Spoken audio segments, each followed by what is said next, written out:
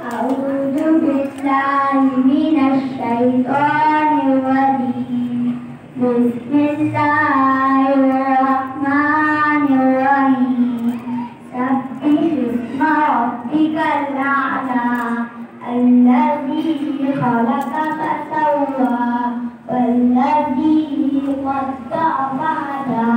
والذي أخرج المرعى فجعله غثاء نحوا سنقرئك فلا تنسى إلا ما شاء الله إنه يعلم الجهر وما يخفى سنيسرك لليسرى فذكر إن نفعت الذكرى سيذكر من يخشى ويتجنبها الأشقى الذي يصلى النار الكبرى ثم لا يموت فيها ولا يحيا قد أفلح من تزكى فذكر اسم ربه فصلى بل تؤثرون الحياة الدنيا